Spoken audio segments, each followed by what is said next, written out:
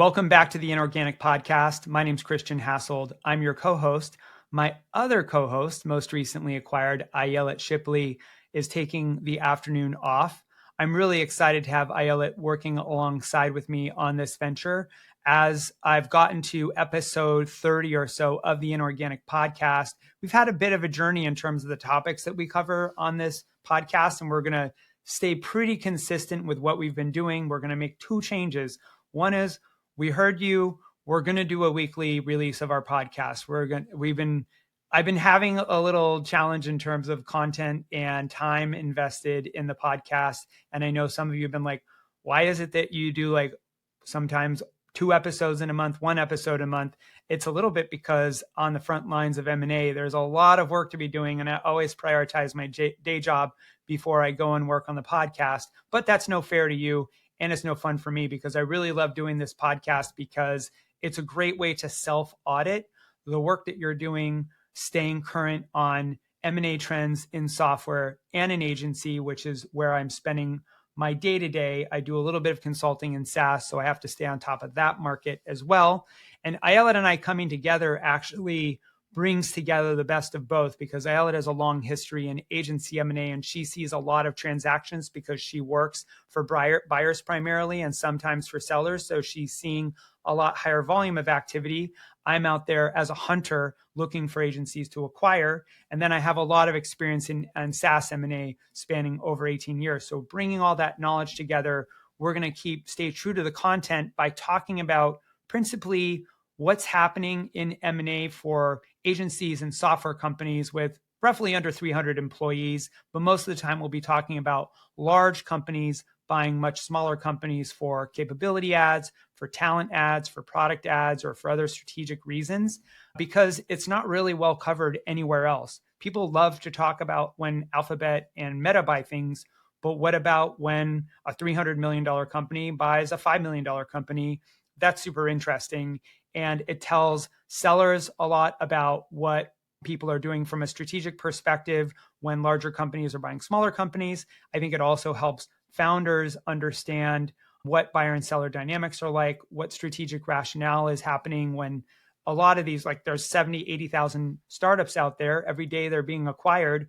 What's happening? What are buyers paying for them? And what are sort of the trends and learnings? So we hope to cover that here on the Inorganic Podcast.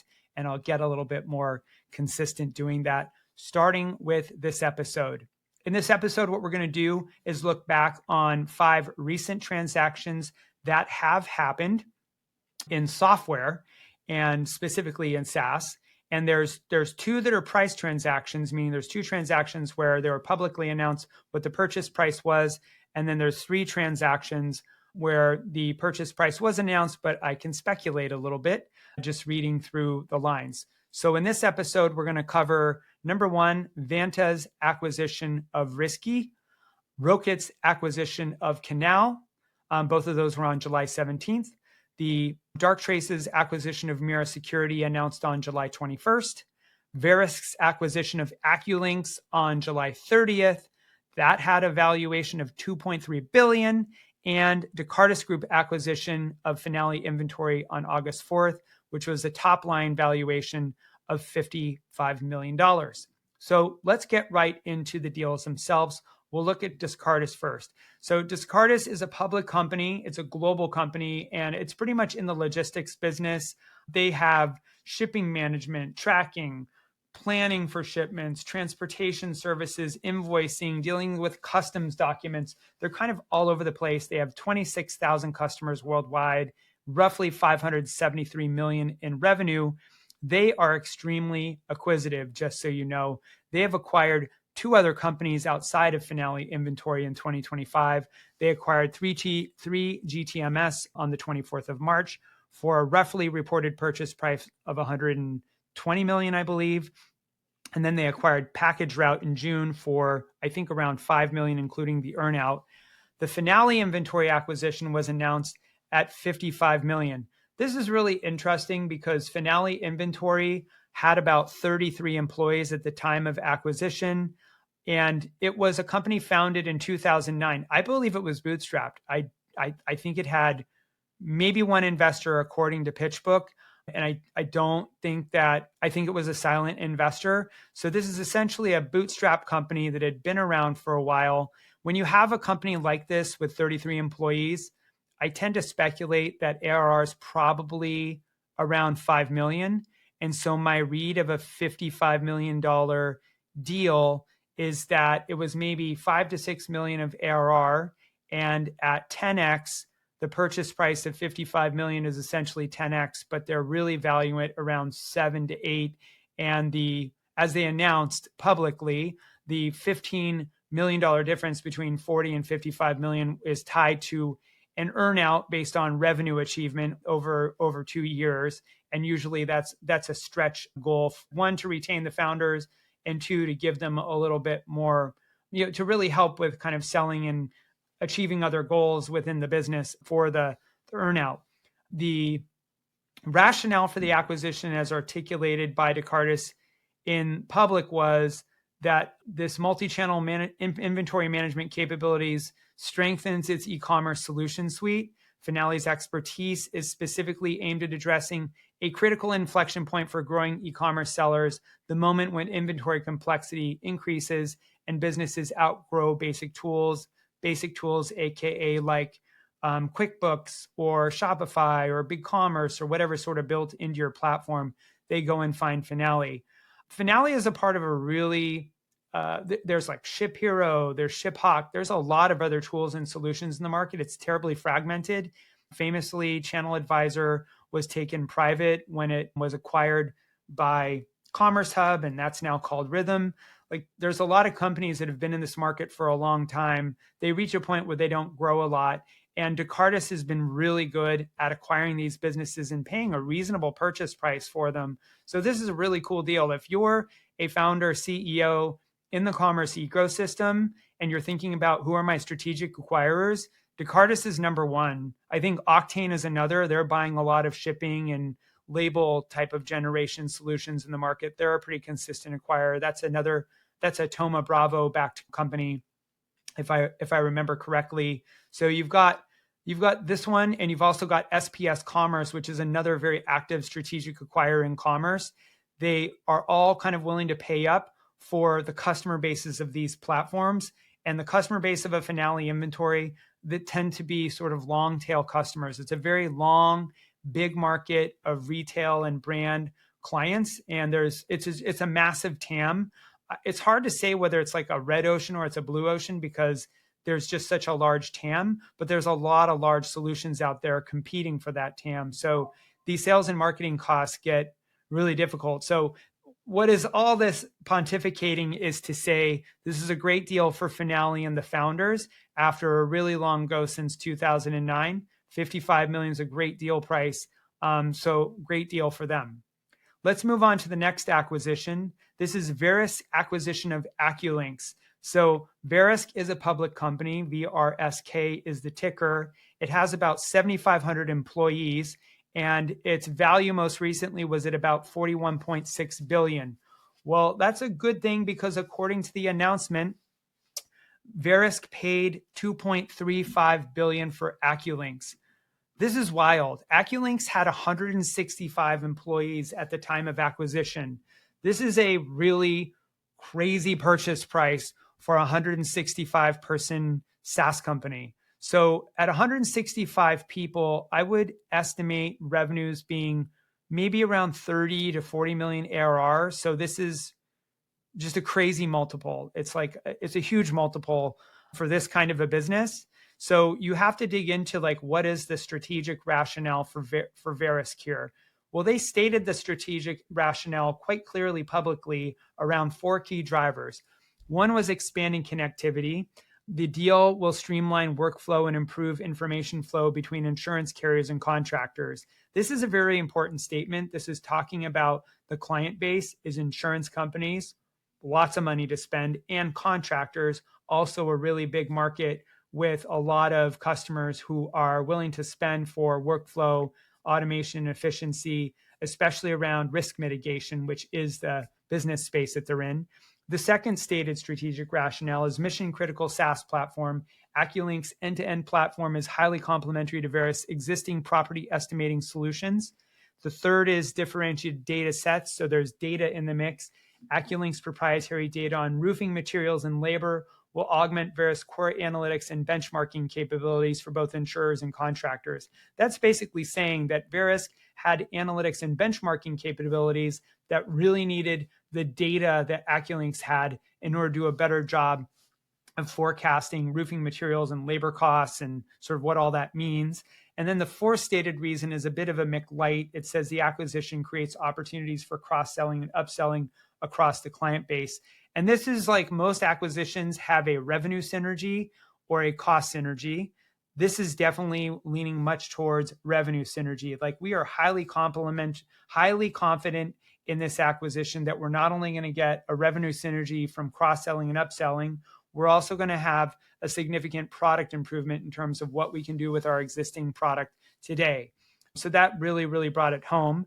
The CEO of AccuLynx expressed a really positive view of this acquisition, saying, many of our clients already know and trust Verisk to help them manage jobs efficiently and accurately. Joining Verisk enables us to drive operational efficiency for the contractor and insurance industries and expand the value we provide.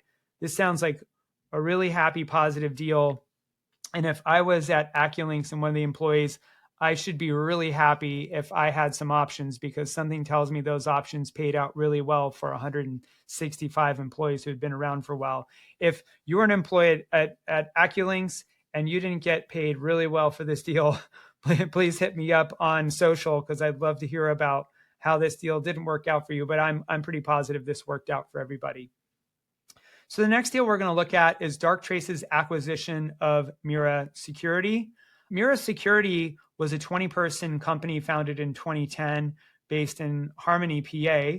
So this is an interesting deal because, again, big company backed by, who was it? Backed by Thoma Bravo. Last known valuation, Thoma Bravo took it private in December 2024 for $4.68 billion. So this is another deal where a large company is acquiring a small company. And I'm trying to read between the lines of, was this a strategic deal where an outsized price was paid, or where this was more of a value deal? So you have to kind of read between the lines into the public announcements and understand the strategic rationale. The strategic rationale stated that it was designed to strengthen Darktrace's leadership in network security by providing more comprehensive visibility from encrypted network traffic and deeper decryption capabilities, which are particularly important for customers in regulated industries.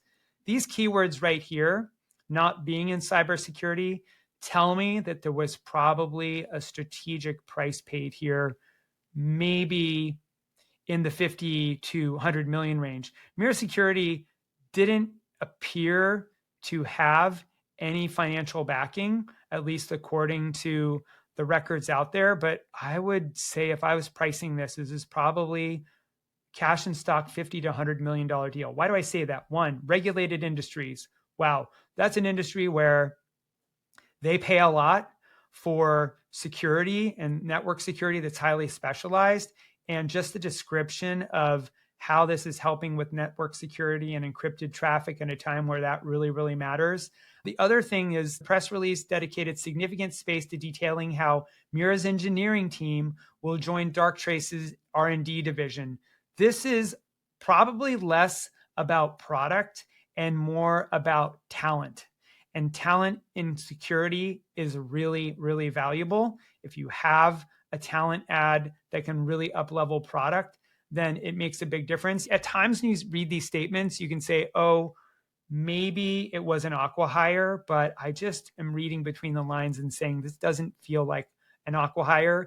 And usually a signal of not an Acquihire is when the founding CEO is quoted as he's quoted here, saying the combination of Mira Security and Darktrace's unique technology and brilliant R&D talent will create even more exciting possibilities for protecting complex network environments. That is an adult saying, I'm really excited about this acquisition. This was a great deal and I feel good about it. So I think Darktrace's acquisition of Mira Security was probably a pretty good deal and a decent size cash and stock deal backed by Thoma Bravo. I'll take that one to the bank. The next deal that we're going to look at is another commerce acquisition. This is Rokt's acquisition of Canal.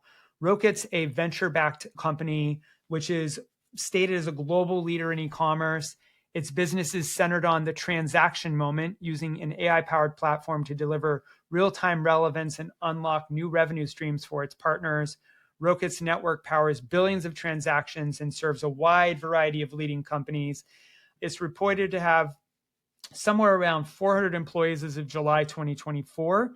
It's backed by Tiger Global Management. They've raised about $487 million across 8 funding rounds. And its last known valuation at the beginning of this year was around $3.5 billion. It's a pretty big business. It's likely that this business will go public. Canal was a 40-person company that had raised $27 million with a post-money valuation in 2022 of $114 million. So this is an important clue right here for this deal. I'm going to just go right off the bat and say frothy time where funds were raised in 2022. What was Canal? Canal was a developer of a sales platform intended to promote direct-to-consumer brand sales. The company is engaged in building a curated network of brands that generate revenue streams where it reaches consumers at the point of purchase intent, where shopping instead of point of purchase enables clients and enterprises to increase customer value. One thing to note about D2C, it's a really difficult market to operate in. If you're like a D2C merchant, it's very expensive to get the traffic. It takes a lot of marketing investment to get to a sizable amount of revenue. And outside of Shopify and BigCommerce, there's not a lot of companies that have been wildly successful in D2C at a commerce space. So I'm going to say that this Series A company being acquired by Rokt was probably a deal that would land right around the raise, between $25 and $30 million in total value. That's my guess. And it's really based on kind of the market and the raise. So if you're a part of the Canal team and I'm wildly off, again, hit me up on social and correct me. I'm not saying that you didn't build a great business. I'm not saying that this isn't a great deal for Rokt. What I am saying is commerce is a really tough market. As I articulated earlier, there's not a lot of strategic acquirers in this space. When you find a strategic acquirer, it's a very fortunate opportunity. Now, the transaction moment is kind of a really interesting feature of this entire conversation around this deal. Transactions specifically are very interesting, but if Canal really had something special, I would have expected another fundraise more recently that would have been a significant value step up. Now, the CEO and co-founder of Canal, Bennett Caraccio, I hope I'm pronouncing that correctly, expressed a shared vision for this future by stating Canal's mission has always been to empower brands to sell anything, anywhere by building the #1 platform for curated products. Joining forces with Rokt allows us to build on that mission and refine how retailers approach the customer experience. I love when exiting founders have really adult quotes. It kind of says something about, how they are taking being acquired before going public and just talking about the joint value that's being created by the business. I still think that the investors probably got their money back, but more importantly, got a great exit. And maybe there was a stock roll involved. And this would be a great scenario. If I was the seller, I was the investors, I'd be like, give me half cash and give me half stock. This is going to be worth something. With Tiger backing, this will most certainly either get traded to another PE or it will go public at some time frame. I should know more about Rokt, but I don't accrue to me to kind of read up on them a little bit further after this. The last deal that we want to look at in this episode is Vanta's acquisition of Riskey. I love this deal. I'll tell you why I love this deal. Who is Riskey? Riskey is a 5-person startup in Israel. There's something you should know about Israeli technology companies. They build fantastic product. Some of the best engineering talent comes out of Israel. A lot of times it's in security, but Riskey was a AI-powered supply chain and vendor risk management service. The company offered real-time risk monitoring, detects breaches, risk consulting, and integration automation. So it's kind of in the security space. So who is Vanta? Vanta has about 500 employees. They've raised about $504 million. Sequoia is one of their lead investors. Wellington is, I would believe it's Wellington Capital, led the Series D round. So there's significant funding behind this. And I believe the last valuation round in July 2024 was $2.45 billion. Now, everything I read about this to me is a classic Acquihire. So once again, the Riskey team, you can hit me up on social and say I'm completely off, but I'm going to say this is an Acquihire.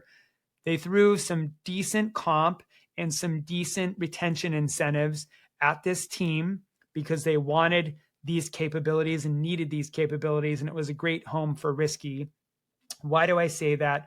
Let's read the strategic rationale. The term they use is VRM, so vendor risk management. VRM has relied on static point-in-time assessments like questionnaires, which provide only a momentary snapshot of vendor security posture and quickly become outdated. Riskey's technology provides a solution to this problem with real-time third and fourth-party risk monitoring for vulnerabilities, breaches, misconfigurations using AI scoring model to dynamically categorize findings and reduce noise.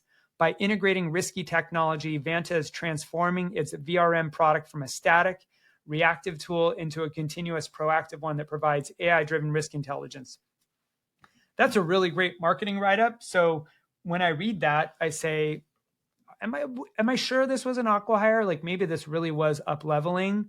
The only thing is when you're making these acquisitions, if you're running corporate development for Vanta, what would be a reason to pay an outsized purchase price or write a big check to a company like this? It'd only be if like there were customers coming along with.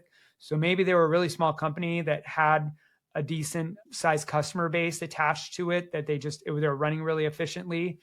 I think that's unusual in this case. So again, I stick by my thesis that this is more of an Acquihire scenario. The co-founder of Riskey, Corinne, is quoted as seeing the integration as a major advancement for the industry. The pain in the current vendor risk management market is deep and profound, plugging Riskey's monitoring technology into Vanta's VRM, offering an absolute game changer. We're incredibly excited to join this team and to bring even more value to customers together. So again, another adult co-founder, a great statement into the market. No, co-founders don't always make statements when they're being acquired, sometimes because the acquiring company doesn't ask them to, or because the founder's kind of like, I don't want to be quoted. It happens. In this case, it's kind of highlighting the strategic rationale and complement of the deal. Maybe they got some stock. That's probably like one really great incentive that you might do in an Acquihire scenario is just give them a bunch of stock incentive and ask them to stick around and bring their talent into the room. I'll go back to my theory about Israeli companies. Again, great at building product, not always great at taking product commercially to market. It's also very hard to go from Israel into the US market because you have to expend significant amounts of capital to stand up a sales and marketing operation in Europe or in the US. So they typically do it remote, and it's really hard to do it remote. Very few companies are successful at doing that. Occasionally they are, especially in the defense industry. But in this case, that's my guess, is this was an Acquihire. So if you kind of take everything in summary here, you've got a couple of commerce plays, you've got some security, you've got some vendor analysis software coming into play. We have two price deals, one that's like way more than 20x, one that I guess is roughly around 10x.